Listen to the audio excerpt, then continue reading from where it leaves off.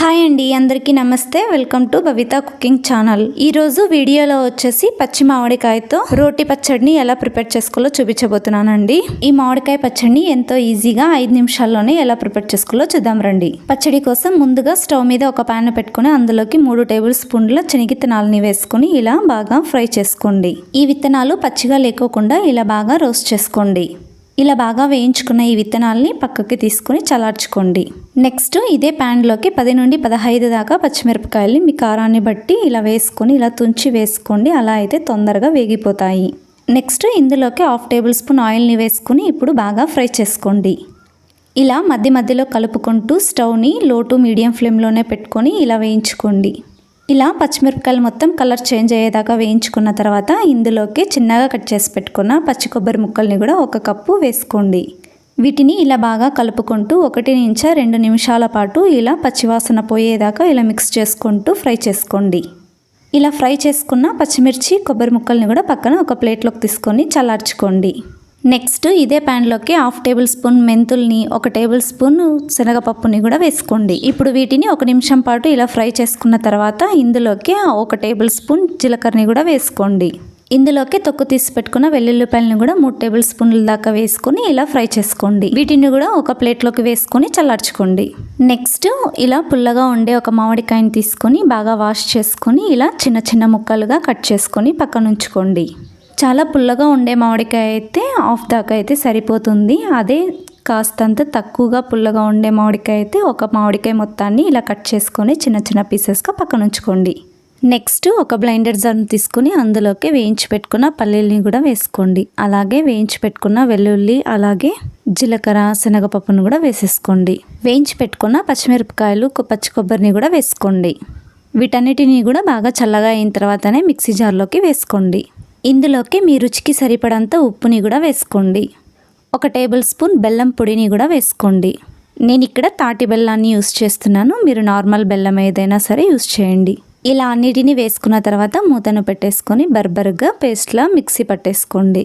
చూడండి, ఈ విధంగా మిక్సీ పట్టుకోండి. ఈ కన్సిస్టెన్సీలో ఉండేటట్టు మిక్సీ పట్టుకున్న తర్వాత ఒకసారి బాగా మిక్స్ చేసుకొని ఇందులోకి మనం ఇందాక కట్ చేసి పెట్టుకున్న మామిడికాయ ముక్కల్ని వేసేసుకోండి. ఇందులోకి బాగా వాష్ చేసి పెట్టుకున్న ఒక గుప్పెడంతా కొత్తిమీరను కూడా వేసేసుకోండి. ఇప్పుడు మూత పెట్టేసుకొని గ్రైండ్ చేసుకోండి. గ్రైండ్ చేసేటప్పుడు ఒకసారి ఆన్ చేసుకుంటూ గ్రైండ్ చేసుకోండి. అలా అయితే మనం రోట్లో దంచుకున్నట్టుగానే ఉంటుంది పచ్చడి అనేది. ఇప్పుడు ఇలా ఒకసారి బాగా మిక్స్ చేసుకొని పక్కన ఉంచుకోండి. పచ్చడికి పోపు వేసుకుందాము. ముందుగా స్టవ్ మీద ఒక బాండీని పెట్టుకొని అందులోకి 2 నుంచి 3 టేబుల్ స్పూన్ల ఆయిల్ని వేసుకోండి. ఆయిల్ కాస్తంత వేడెక్కిన తర్వాత ఇందులోకి 1 టేబుల్ స్పూన్ జీలకర్ర ఆవాల్ని వేసుకోండి. ఈ జీలకర్ర ఆవాలు బాగా చిటపటలాడిన తర్వాత ఇందులోకి 1 టేబుల్ స్పూన్ శనగపప్పు అలాగే 1 టేబుల్ స్పూన్ మినపప్పును కూడా వేసేసుకోండి. వీటిని 1 నిమిషం పాటు బాగా ఫ్రై చేసుకున్న తర్వాత ఇందులోకి 3 ఎండుమిరపకాయలని ఇలా తుంచి వేసేసుకోండి. ఇప్పుడు బాగా ఫ్రై చేసుకున్న తర్వాత ఇందులోకి 2 రెమ్మలు కరివేపాకును కూడా వేసుకోండి. ఇలా బాగా మిక్స్ చేసుకుంటూ 2 నిమిషాల పాటు బాగా పోపును ఫ్రై చేసుకోండి. కరివేపాకు ఎండుమిర్చి మినపప్పు శనగపప్పు మొత్తం కలర్ చేంజ్ అయ్యేంత వరకు ఫ్రై చేసుకున్న తర్వాత ఇందులోకి 1 కప్పు ఉల్లిపాయ ముక్కల్ని కూడా వేసుకొని ఇలా బాగా మిక్స్ చేసుకుంటూ ఫ్రై చేసుకోండి. ఉల్లిపాయ ముక్కలు త్వరగా వేగడం కోసము కాస్తంత ఉప్పును కూడా వేసుకొని ఇప్పుడు బాగా మిక్స్ చేసుకొని 2 నిమిషాల పాటు బాగా కలుపుతూ ఫ్రై చేసుకోండి. ఈ ఉల్లిపాయ ముక్కలు కలర్ చేంజ్ అయ్యేంత వరకు ఫ్రై చేసుకున్న తర్వాత ఇందులోకి మనం ఇందాక మిక్సీ పట్టుకున్న ఈ మామిడికాయ పచ్చడిని మొత్తం వేసేసుకోండి. ఈ పచ్చడిలోకి నీళ్ళు అనేవి వేయకుండా మనం పచ్చడిని మిక్సీ పట్టుకుంటే కనుక 2 నుంచి 3 రోజుల వరకు నిలవ ఉంటుందండి ఈ పచ్చడి. ఇలా వేసుకున్న తర్వాత ఈ పచ్చడి మొత్తం బాగా మిక్స్ చేసుకొని 1 నిమిషం పాటు ఫ్రై చేసుకోండి. మనం పచ్చడిని పోపులోకి వేసుకున్న తర్వాత స్టవ్ని లో ఫ్లేమ్లోనే పెట్టుకొని ఇలా 2 నిమిషాల పాటు లేదా 1 నిమిషం పాటు ఫ్రై చేసుకోండి. ఫ్రై చేసుకున్న తర్వాత స్టవ్ని ఆఫ్ చేసుకొని పక్కన ఉంచుకోండి. అంతేనండి, ఎంతో ఈజీగా ప్రిపేర్ చేసుకునే పచ్చి మామిడికాయ పచ్చడి రెడీ అండి. ఇప్పుడు ఒక సర్వింగ్ బౌల్ తీసుకొని సర్వ్ చేసుకోండి. ఎంతో రుచికరమైన ఎంతో ఈజీ అయిన మామిడికాయ పచ్చడి రెడీ అండి.